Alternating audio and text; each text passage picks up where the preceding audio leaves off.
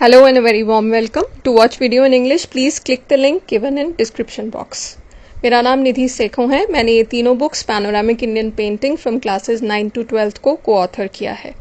पहले वीडियोस में हम फंडामेंटल्स ऑफ आर्ट यानी कला के तत्व, कला के सिद्धांत और षडंगों को कर चुके हैं और ये वीडियो राजस्थानी लघु चित्र शैली का दूसरा पार्ट है। पहले पार्ट में हमने ओरिजिनल डेवलपमेंट, सब स्कूल्स और मेन फीचर्स कवर किए थे। इसमें हम पेंटिंग्स की डिस्क्रिप्शन, उनको बनाने की विधि, सामग्री और कुछ आर्टिस्ट्स को के बारे में पढ़ेंगे। और इससे पहले कि मैं शुरू करूं, प्लीज़ मेरे चैनल को सब्सक्राइब कीजिए। शुरू करने से पहले आइए एक नज़र सिलेबस पे डालते हैं। तो राजस्थानी स्कूल में पहला है ओरिजिनल डेवलपमेंट, यानी शुरू कैसे हुआ और आगे विकास कैसे हुआ। फिर आते हैं सब स्कूल, जो हैं मेवाड़, बूंदी, जोधपुर, बीकानेर, किशनगढ़ और जयपुर। इन सब स्कूल्स के अपने फीचर्स और अपने थीम्स हैं, लेकिन हमें थर्ड पॉइंट यानी main features of Rajasthani school combined पे ज़्यादा ध्यान देना है। फिर आते हैं study of method and material, यानी बनाने की सामग्री और विधि। और फिर है appreciation of following Rajasthani paintings. 6 paintings given है और पहले वीडियो में हम पहले 3 पॉइंट्स कर चुके हैं। इस वीडियो में हम method and material, description of paintings और कुछ आर्टिस्ट के बारे में पढ़ेंगे। सबसे पहले देखते हैं सामग्री या मटेरियल जो इन लघु चित्रों को बनाने में यूज की जाती थी। सबसे पहले आता है वसली। वसली कहते हैं layered thin sheets of handmade paper, जिनको ग्लू से आपस में जोड़ा जाता था। और ये ग्लू बनती थी अरारोट के पाउडर को पानी में घोल के उसका पेस्ट बनाया जाता था। फिर रंग बनाने के लिए ग्लू को या गोंद को कलर पिगमेंट में जोड़ा जाता था ताकि उसमें चमक आए और उसमें अच्छे से पकड़ आ सके। फिर पेंटिंग के हम पिगमेंट्स को मेनली 4 ग्रुप्स में डिवाइड कर सकते हैं। पहला है अर्थ और मिनरल कलर्स, फिर आते हैं वेजिटेबल कलर्स, ऑक्साइड कलर्स और मेटल कलर्स। तो examples for earth colours can be जैसे चूना, व्हाइट चौक हो गया, जिसको खड़िया बोलते थे लोकल लैंग्वेज में। फिर आता है ब्लैक सूट या लैम्प ब्लैक, और एग्जाम्पल्स हैं रामराज और गेरू। फिर आते हैं वेजिटेबल कलर्स, जिसमें आप उदाहरण ले लीजिए blue Indigo plant, deep red आता था पलाश के फूलों से या पीपल ट्री की बाक से। फिर ऑक्साइड कलर्स में जिंक ऑक्साइड है और लेड को बर्न करके भी कलर बनाते थे। फिर मेटल कलर्स में आ जाते हैं fine powder of gold and silver. अब डिफरेंट शेड्स को प्राप्त करने के लिए कई पिगमेंट्स को आपस में मिला लेते थे। और अगर ब्रशेस देखें तो गिलहरी के टेल से या बछड़े, बकरी और डोंकी के कानों के नरम फर से ब्रशेस बनते थे। ज़्यादातर गिलहरी की पूंछ से ही बनाते थे। तो ये सारा मटेरियल मिनिएचर्स में यूज हुआ है। आइए अब इन मिनिएचर्स को बनाने की विधि को समझते हैं। सबसे पहला स्टेप था बेसिक स्केचिंग। इसमें बेसिक ड्राइंग को रेडिश ब्राउन कलर से हल्का हल्का बनाते थे और इस टाइम पे ये सिर्फ एक थिन लाइन होती थी वसली के ऊपर। फिर अगर उन्हें एक ही डिज़ाइन को या फिगर को बार बार रिपीट करना था ड्राइंग में, तो वो ट्रेसिंग भी कर लेते थे। अब ट्रेसिंग उस टाइम पे बहुत ट्रांसपेरेंट पार्चमेंट पेपर बनता था डियर स्किन से, तो उसको इस्तेमाल करते थे वो ट्रेसिंग के लिए। फिर सेकेंड स्टेप आता है एप्लीकेशन ऑफ खड़िया। इसमें खड़िया वो वाइट पिगमेंट को एक बारी स्मूथली उस बेसिक स्केचिंग पे एक बारी लगाते थे, उससे एक पूरा नीटनेस आ जाती थी। फिर थर्ड स्टेप आता है फाइनल स्केचिंग का। इसमें जो नीचे से अभी भी रेखाएं नजर आ रही थी, उनको फाइनल एक बारी दोबारा से ड्रॉ करते थे और डिटेलिंग भी उसी टाइम ऐड कर लेते थे। फिर फोर्थ स्टेप आता है कलरिंग का। तो कलरिंग में वो लाइट टू डार्क जाते थे। पहले लाइट कलर लगाते थे, फिर उसके बाद डार्क कलर। और कलर्स को 3 डायमेंशनल इफेक्ट देने के लिए कई बार लेयर्स लगाते थे या डार्क कलर को नीचे वाले हल्के कलर पे बार बार लगाते थे। फिर आता है use of golden and silver. Jewellery बनाने के लिए गोल्डन पाउडर, जिसे हलकारी भी कहा जाता था, उसका इस्तेमाल करता था। नहीं तो सोने की पत्रियों को भी यूज करते थे। तो इस सब में बेटर शाइन देने के लिए नीचे बेस कोट येलो का करते थे, जिससे ओवरऑल फिनिशिंग बेटर आती थी। फिर आता है स्टेप कॉल्ड बर्निशिंग। इसमें कागज की पेंटेड वाली साइड को नीचे की तरफ रख के स्मूथ मार्बल पे पीछे से घोटा नामक अगेट स्टोन से रब करते थे। इससे सारे रंग और सारे जो टेक्सचर्स थे वो एक स्मूथ फिनिश में आ जाते थे। और ये आपने प्रैक्टिकल करते हुए भी देखा होगा, जब हम पेपर को गीला करते हैं तो वो एक्सपैंड हो जाता है, लेकिन पेंटिंग जब पूरी हो जाती है तो वापस फिर से श्रिंक होके अनइवन हो जाता है। तो इस वाली टेक्निक से वो पीछे से रब करके सारा एक स्मूथ और शाइनी फिनिशिंग आ जाती थी उस पर। अब बर्निशिंग के बाद आता है फिनिशिंग का पार्ट, जिसे खिलाई भी कहा जाता था। ये स्टेज बहुत क्रिटिकल थी क्योंकि इस स्टेज पर डिटेलिंग बहुत ही सावधानी से की जाती थी। आपने देखा होगा डॉक्यूमेंट्रीज में या डिस्कवरी चैनल में कि मिनिएचर पेंटिंग में कई बार सिंगल हेयर ब्रश से डिटेलिंग दी जाती थी, तो ये एक बहुत एक्सपर्ट का काम माना जाता था। फिर फिनिशिंग के बाद आता है बॉर्डर, जिसे हाशिया या पट्टी भी कहते थे। हर पेंटिंग के लिए एक बहुत खूबसूरत बॉर्डर या हाशिया बनाया गया था। फिर आता था माउंटिंग। चित्रकार जब अपना काम फिनिश कर लेता था तो उसके बाद दूसरे लोगों को ट्रिमिंग के लिए या माउंटिंग के लिए, जिन्हें हम वसलीगार भी कहते थे, उनके पास भेजा जाता था। फिर आता था पेंटिंग के ऊपर लिखने का काम। कैलीग्राफर्स को उस टाइम पे नक्शनवीस कहा जाता था, जो पेंटिंग के ऊपर या पीछे आर्टिस्ट का नाम लिखते थे या जो भी टेक्स्ट लिखना होता था उसको बहुत खूबसूरती से लिखते थे। इन लघु चित्रों को बनाने की एक्टिविटी एक तरह की ग्रुप एक्टिविटी थी। हम कह सकते हैं कि ये एक तरह का टीम वर्क था, जिसमें हेड आर्टिस्ट या मास्टर आर्टिस्ट कॉम्पोजिशन को प्लान करता था और शुरू के स्केचेस वगैरह या ड्राइंग्स वगैरह बनाता था। उसके बाद आते थे उसके स्टूडेंट्स या अलग अलग एक्सपर्ट्स, जो कलरिंग के अलग एक्सपर्ट थे, पोर्ट्रेट्स के अलग थे, लैंडस्केप, एनिमल्स, बर्ड्स के अलग अलग एक्सपर्ट्स थे। तो वो अपना थोड़ा थोड़ा काम करते थे और उसके बाद फिर वापस वो मास्टर आर्टिस्ट के पास भेजा जाता था ताकि वो अपने फिनिशिंग टचेस दे सके। उसके बाद आता था स्क्राइब का काम। स्क्राइब जो लिखता था, नक्शनवी या स्क्राइब उनको कहते थे, जो लिखने का काम करते थे। फिर ये सारे जो मिनिएचर पेंटिंग हमने मेथड किया है, ये सभी स्कूल्स का, राजस्थानी, पहाड़ी, मुगल, डेक्कन, सबका ऑलमोस्ट सेम है। बस अगर फ़र्क होगा तो स्टेप्स के नेम्स का होगा, या थोड़ा बहुत जो वहाँ पे मटेरियल अवेलेबल था उसके हिसाब से वो मटेरियल थोड़ा बहुत अलग हो सकता है। अदरवाइज़ ये पेंटिंग का ओवरऑल मेथोडोलॉजी सबकी ऑलमोस्ट सेम थी। पेंटिंग्स की डिस्क्रिप्शन करने से पहले एक दो आर्टिस्ट के बारे में भी थोड़ा सा पढ़ते हैं। सबसे पहले आते हैं साहिबदीन। ये एक मुस्लिम चित्रकार थे जो मेवाड़ के महाराणा जगत सिंह वन के द्वारा चलाए गए वर्कशॉप में हेड आर्टिस्ट थे।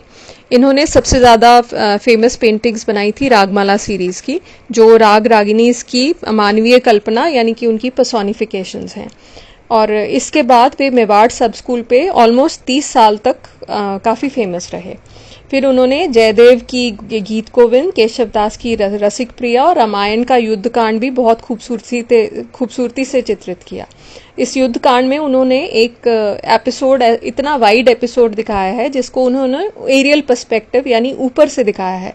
ऊपर से दिखाने की वजह से वो बहुत विस्तृत लगता है, जिसमें बहुत सारे एपिसोड्स एक ही टाइम पे उन्होंने दिखाए हैं। फिर साहिबदीन ना केवल बहुत अच्छे थे पेंटिंग में, इन्हें अलग अलग भाषाओं की, जैसे संस्कृत, पाली, प्राकृत, इन सब में भी बहुत सारी नॉलेज थी। फिर इनको शास्त्रीय संगीत, नृत्य, वास्तुकला, फ्लोरा एंड फौना, संस्कृति, हिस्ट्री का भी बहुत ज्ञान था। इन्होंने मुगल शैली को राजपूत शैली के साथ बहुत अच्छे से ब्लेंड करके बहुत खूबसूरती से बनाया। इनके मेन वर्क्स जो आप एग्जाम्पल्स में लिख सकते हैं वे हैं भागवत पुराण और इलस्ट्रेशंस ऑफ युद्ध कांड। दूसरे मेन आर्टिस्ट हैं निहाल चंद। निहाल चंद ने किशनगढ़ के दरबार में राजा सावंत सिंह, जो नागरीदास के नाम से कविताएं लिखते थे, उनके दरबार में मुख्य चित्रकार के रूप में 10 साल से ज़्यादा देर तक काम किया। निहाल चंद ने ही हमें राजस्थान की सबसे प्रसिद्ध पेंटिंग बनी ठनी दी है। उन्होंने राधा कृष्ण थीम्स पे बहुत सी पेंटिंग बनाई, जिसमें राजा सावंत सिंह को वो एज कृष्ण दिखाते थे और उनकी मिस्ट्रेस बनी ठनी को एज राधा के तौर पे चित्रित करते थे। और ये वाली मिनिएचर्स बाकी मिनिएचर्स से थोड़े से बड़े हैं। निहाल चंद वल्लभ संप्रदाय को फॉलो करते थे, जिसमें कृष्ण भगवान को ही सबसे ऊपर माना गया है, और यही थीम्स उनकी पेंटिंग्स में ज़्यादा नज़र आते हैं। निहाल चंद ने दिल्ली में भी काम किया, जहाँ उन्होंने बहुत फाइन लाइन और डिटेल में काम सीखा। फिर उनके मेन एग्जाम्पल्स हैं जो आप लिख सकते हैं। मेन है राधा बनी ठनी, जो हमारे सिलेबस में भी है। फिर Krishna in the boat of love and Krishna celebrates Holi with Radha and gopis. किसी भी आर्टवर्क या पेंटिंग को डिस्क्राइब करने के लिए हमें ये 6 क्वेश्चंस को आंसर करना पड़ता है। सबसे पहले आता है किसने। किसने मतलब नेम ऑफ द आर्टिस्ट, किसने पेंटिंग को बनाया। फिर क्यों बनाई। क्यों बनाई मतलब किसी ने ऑर्डर किया, किसी ने पैसे दिए या किसी ने हायर किया आपको, तो वहां पे आप डायनेस्टी या उस पेट्रन या रूलर का नाम लिखते हैं। फिर आता है कब, कौन सी टाइम पीरियड में वो बनी। It could be a century और it could be a proper year जब वो बनाई गई। फिर आता है कहाँ, कहाँ बनी वो पेंटिंग या फिर कहाँ वो इस वक्त पड़ी है, जैसे कोई म्यूजियम है या कोई भी सिटी है जहाँ पे बड़ा सा स्कल्पचर रखा है। फिर आता है क्या बना है, क्या में मतलब सब्जेक्ट मैटर क्या है, थीम क्या है। फिर सबसे लेंदी आंसर हमें देना होता है कि वो कैसे बनी है, यानी हाउ। तो उसका हमें मीडियम बताना है, जैसे वाटर कलर हो गया, टेम्परा हो गया, ऑयल हो गया, या अगर स्कल्पचर है तो क्ले का बना है, जिसका भी बना है। फिर हम बताते हैं उसकी फॉर्मल क्वालिटीज, जिसमें हम पूरी शैली बताते हैं, स्टाइल बताते हैं, पूरे कला के तत्व और सिद्धांतों को यूज करके हम उसका पूरा एनालिसिस करते हैं। और जब आप इन सब प्रश्नों का उत्तर दे देते हैं तो आपका डिस्क्रिप्शन ऑफ आर्टवर्क खत्म हो जाता है। तो फाइनली अब हम आते हैं पेंटिंग की डिस्क्रिप्शन और एनालिसिस पे। पहली पेंटिंग है मारू रागिनी, आर्टिस्ट हैं साहिबदीन, सब स्कूल मेवाड़, पीरियड 1605 सीई या 17th सेंचुरी एडी, मीडियम है टेम्परा जो वाटर कलर मीडियम है पेपर का, और कलेक्शन है national Museum New Delhi. Most of the painting जो हमारे सिलेबस में है मिनिएचर्स, ये नेशनल म्यूजियम में ही कलेक्शन में है। और ये सारे पॉइंट्स आपको जरूर से हर डिस्क्रिप्शन से पहले लिखने हैं और इनको याद करना है, क्योंकि ये एमसीक्यूज में भी अब एग्जाम्स में आ रहे हैं। जब भी एग्जाम में पेंटिंग डिस्क्रिप्शन से रिलेटेड क्वेश्चन आता है तो उसमें वे पूछते हैं पेंटिंग का थीम, उसका कॉम्पोजिशनल अरेंजमेंट और उसकी कलर स्कीम। तो हम बेसिकली अपने आंसर को 3 पैराग्राफ्स में डिवाइड कर सकते हैं। पहले में हम थीम या सब्जेक्ट मैटर लिख सकते हैं, दूसरे में डिस्क्रिप्शन या कॉम्पोजिशनल अरेंजमेंट, और तीसरे में कलर स्कीम के बारे में पूरा बता सकते हैं। आप इनकी हेडिंग्स भी दे सकते हैं, नहीं देना चाहें तो नॉर्मल पैराग्राफ्स भी लिख सकते हैं। इस पेंटिंग के थीम या विषय में हम लिख सकते हैं कि मारू रागिनी रागमाला सीरीज की पेंटिंग है। रागमाला सीरीज में विभिन्न रागों को मानवीय रूप देके एक रंग, मनोदशा या नायक नायिका की कहानी के रूप में उसका वर्णन किया गया है। तो इस पेंटिंग में साहिबदीन ने ढोला मारू की कहानी को भी कंबाइन कर दिया, जिसमें राजकुमार ढोला और राजकुमारी मारू को बहुत सारा संघर्ष करना पड़ा एक साथ रहने के लिए। तो इस पेंटिंग में वे कैमल पर एक साथ भागते हुए दिखाए गए हैं। पेंटिंग की डिस्क्रिप्शन में हम लिख सकते हैं कि शाही जोड़ा ऊंट पर सवार है, जिसे फ्लैट येलो पृष्ठभूमि या बैकग्राउंड पर बनाया गया है। आगे की फोरग्राउंड लाइट ग्रीन कलर की है। राजकुमार ढोला के राइट हैंड में फूल है और पीछे वो राजकुमारी की तरफ देख रहे हैं।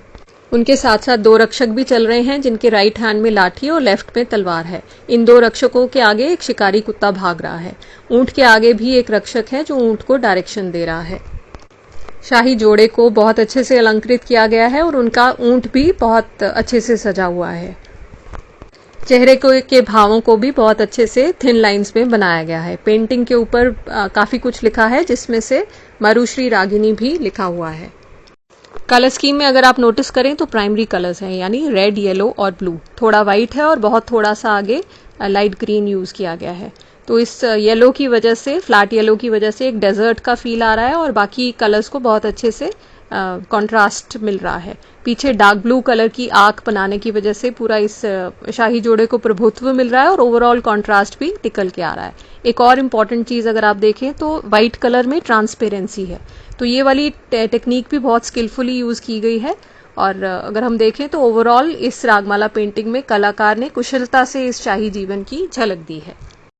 दूसरी पेंटिंग है राजस्थानी स्कूल की, राजा अनिरुद्ध सिंह हरा। इसके आर्टिस्ट हैं उत्कल राम, मीडियम है टेम्परा जो वाटर कलर मीडियम ही है। फिर पीरियड है early 18th century AD, school है बूंदी और कलेक्शन है फिर से national Museum New Delhi. Painting के थीम या विषय वस्तु में आप ये लिख सकते हैं कि यह एक इक्वेस्ट्रियन पोर्ट्रेट है, यानी राजा का घुड़सवारी करते हुए चित्र बनाया गया है। राजपूत राजाओं और उनके घोड़ों की बहुत सारी कहानियां भी प्रसिद्ध हैं। तो इस पेंटिंग में राजा और घोड़े को एक्शन में दिखाया गया है। पेंटिंग की डिस्क्रिप्शन यानी विवरण में आप ये लिख सकते हैं कि ये राजा अनिरुद्ध सिंह का घुड़सवारी करते हुए चित्र में रियलिज्म और डेकोरेशन का एक बहुत खूबसूरत मिश्रण है।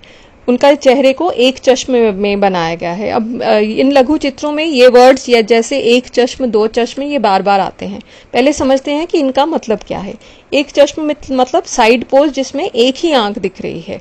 फिर आता है सवा चश्म, यानी एक आंख पूरी दिख रही है और एक आंख 1/4 दिख रही है। फिर आता है 1.5 चश्म, मतलब एक आंख पूरी और एक आधी।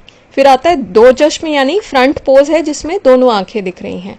तो हमारे इन राजा की जो पोस्चर है वो एक चश्मे बनाया गया है, जिसमें विशेष रूप से एक युवा कोमलता और शाही अंदाज को बहुत अच्छे से दिखाया गया है। राजा की पोशाक मुख्य रूप से व्हाइट कलर की है, जिसमें ऑरेंज, ब्राउन और गोल्डन रंग को ऐड किया गया है। और ओवरऑल अगर आप देखें उनकी टर्बन, उनकी पोशाक में एक मुगल इन्फ्लुएंस दिखाई देता है। उनकी फिगर को बहुत अच्छे से आभूषणों से अलंकृत किया गया है, क्योंकि वे किंग हैं तो ये जस्टिफाइड भी लगता है। राजा ने दाहिने हाथ में फूल पकड़ा है और बाएं हाथ से घोड़े की लगाम को पकड़े हुए हैं। जैसे वो राइड कर रहे हैं, ऐसे लगता है कि उनको बहुत एक्सपीरियंस था और बहुत सहजता से घोड़े का नियंत्रण कर पा रहे हैं।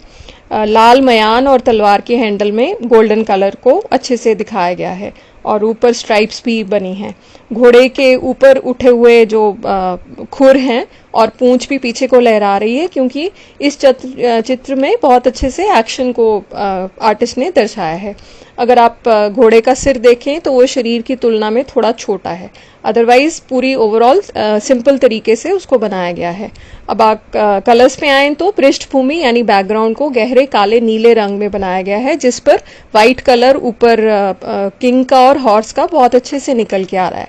तो ओवरऑल पेंटिंग में एक शाही भव्यता और वैभव को दिखाने का बहुत सुंदर प्रयास किया गया है। हमारी अगली पेंटिंग है चौगान प्लेयर्स, जिसके आर्टिस्ट हैं दाना। मीडियम है टेम्परा ऑन पेपर।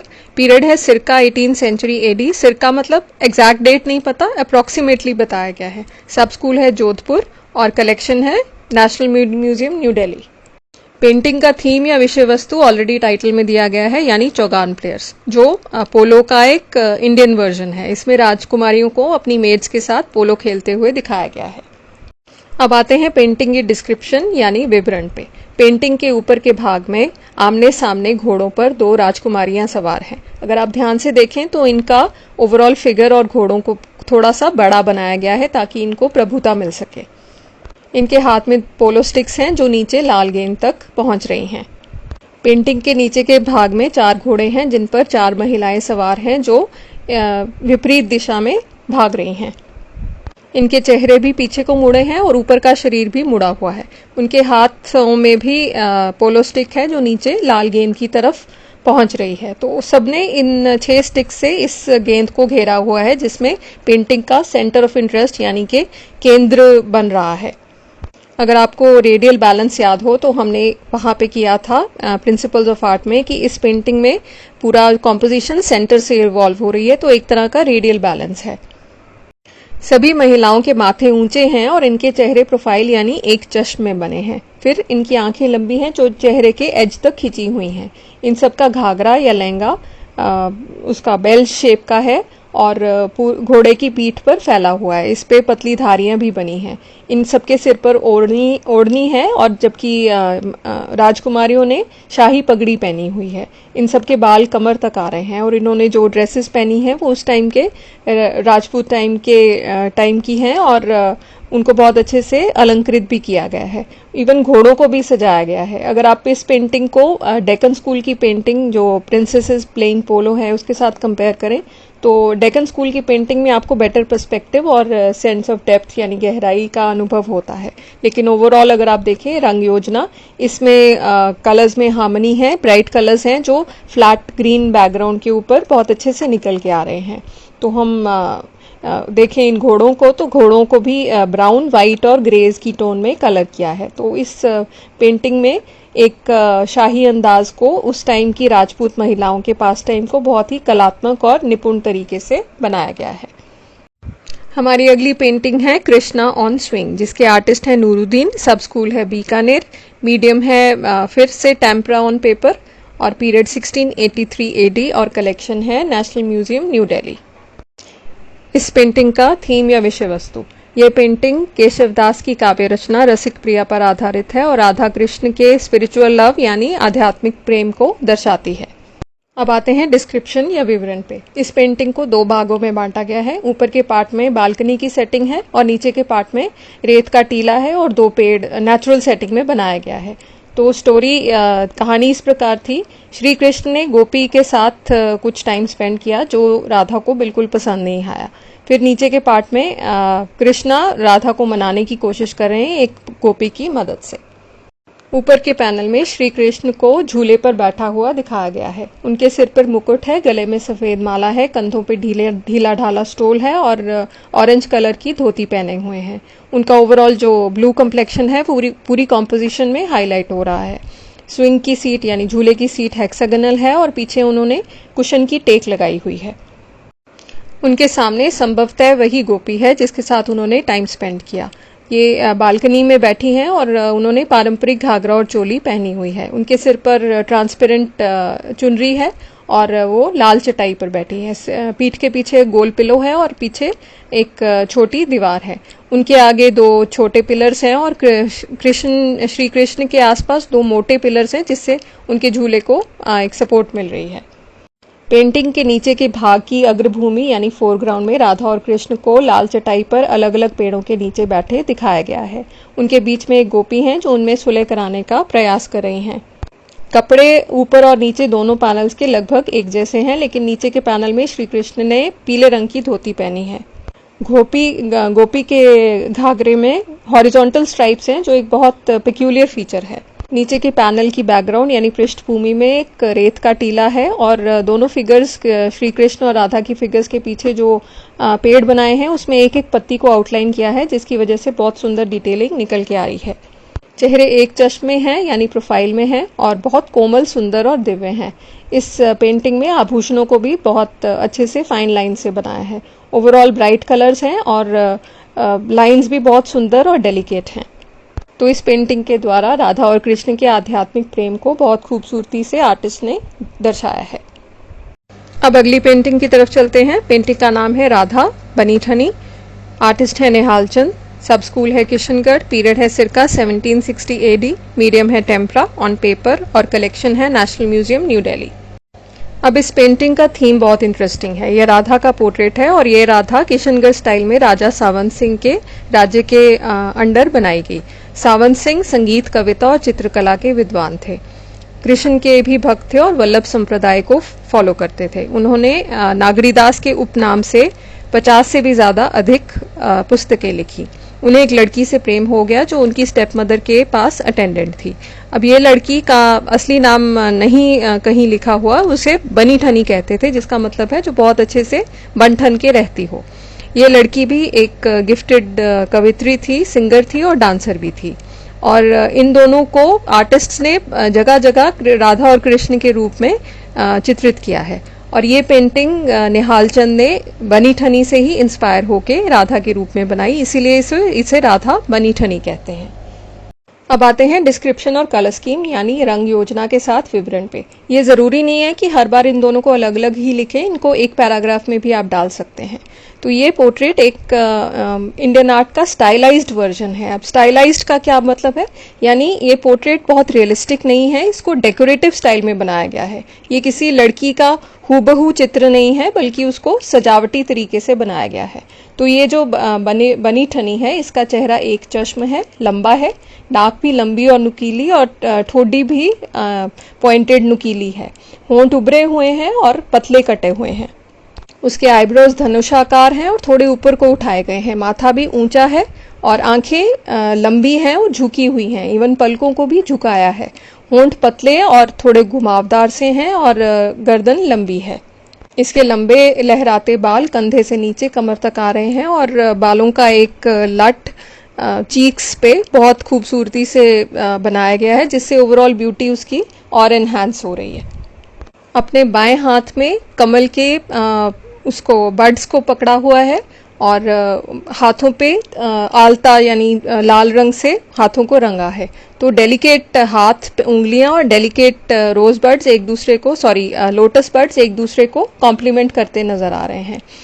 इसकी ओढ़नी पारदर्शी है यानी ट्रांसपेरेंट है, जिसपे हम गोल्डन डिजाइन देख सकते हैं और इस पारदर्शी दुपट्टे से हमें नीचे का पीच कॉम्प्लेक्शन भी नजर आ रहा है।